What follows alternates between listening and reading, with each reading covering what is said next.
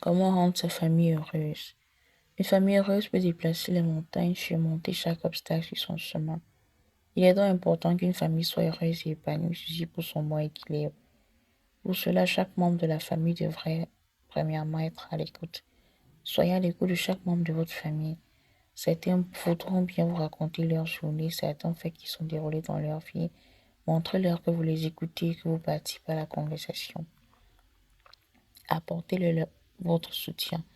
Accompagnez-les dans tout ce qu'ils souhaiteraient faire, que ce soit des activités banales ou très importantes. Le soutien peut être moral, financier, matériel, psychologique et bien d'autres. Pour leur montrer qu'ils ne sont pas seuls, toujours demander l'état de la situation dont ils souhaiteraient avoir le soutien.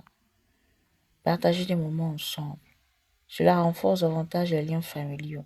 Faites tous ensemble des balades, des sorties, des travaux, des activités sportives, des tâches ménagères, des corvées, même de la cuisine. Alimentez ces moments par quelques petits jeux, des fous rires, des blagues et même le conte de certaines histoires concernant l'un ou l'autre. Vous devez également prendre en considération les besoins et envies de chacun. Tout être humain a des envies et des besoins à satisfaire.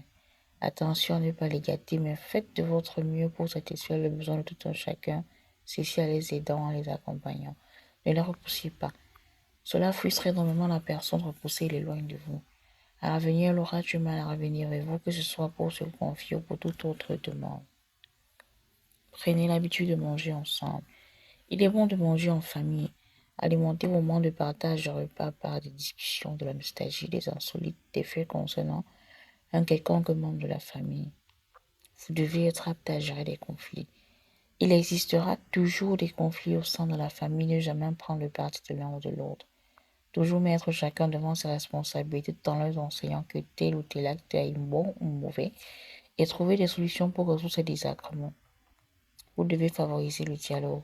Ne vous moquez pas de l'un d'entre eux, ne les humiliez pas, ne les apportez pas de mauvaises critiques, ne les jugez pas et surtout ne faites pas de comparaison avec d'autres.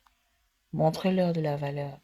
Il est bon d'éviter de les critiquer, de les juger, de se moquer de l'un d'entre eux. Faites-les des compliments, faites-les comprendre combien ils sont spéciaux. Ceci chacun à sa façon. Vous devez leur témoigner de votre amour.